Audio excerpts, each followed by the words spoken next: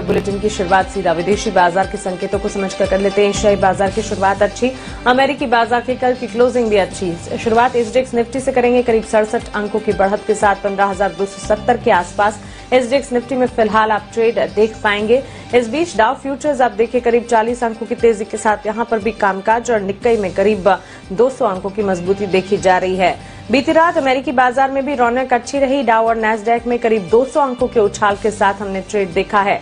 इस उछाल के पीछे की वजह क्या है, विदेशी बाजार में कौन से अहम संकेत है जिस पर हमें नजर रखनी है, और साथ ही कोरोना का अपडेट एक एक कर जान लेते हैं दीपांशु भंडारी से। Deepanshu, good morning. बताएं, विदेशी बाजार में एकाएक आज हम देख रहे हैं अच्छी तेजी के साथ ट्रेड दिख रहा है। गुड मॉर्निंग मानसी, बढ़िया संकेत आ रहे हैं जहां तक बाजारों का सवाल है। एशिया के बाजारों की अच्छी शुरुआत हुई है। एसजीएक्स निफ्टी 70 अंक आपको ऊपर दिख रहा है। डाउ फ्यूचर्स भी कल की तेजी के बाद आज आपको बढ़िया संकेत दे रहे हैं। अच्छा एक्शन रहा जहां तक अमेरिकी बाजारों का सवाल है। 185 अंक उछलकर डाउ बंद हुआ है। S&P 500 1% ऊपर था और जो टेक्नोलॉजी शेयर्स में रिबाउंड आया है उसकी वजह से बाजार में तेजी रही, इसलिए हमने देखा कि नैस्डैक लगभग 1.5% ऊपर कल आते हुए दिखा। सभी दिग्गज आईटी स्टॉक्स में आपने कल खरीदारी आते हुए देखी। इन्फ्लेशन के दर थोड़े गिरते हुए दिख रहे हैं। बॉन्ड यील्ड में भी हमने हल्की सी गिरावट देखी है। स्मॉल कैप्स में भी खरीदारी रही। तो कह सकते हैं कि लगभग पूरे मार्केट में ही आपने कल अच्छा एक्शन बनते हुए देखा है।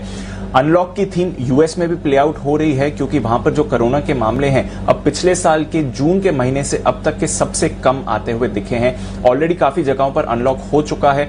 क्रूज कंपनीज को भी कह दिया है कि आने वाले समय में वो अपना कारोबार फिर से शुरू कर सकती हैं, और क्रूज इंडस्ट्री यूएस में एक काफी बड़ी इंडस्ट्री है, तो इसका इकोनॉमी पर अच्छा इंपैक्ट हो सकता है। साथ ही न्यूयॉर्क में काफी सारे रेस्ट्रिक्शंस हटा दिए गए हैं और अब कह रहे हैं कि सितंबर से न्यूयॉर्क में स्कूल्स भी आपको खुलते हुए दिखेंगे। तो एक जो अनलॉक की थीम है उसका कॉन्फिडेंस और साथ ही इन्फ्लेशन का डर कम होने से आपने देखा कि कल शाम अमेरिकी बाजारों में बढ़िया एक्शन बनते हुए दिखा है।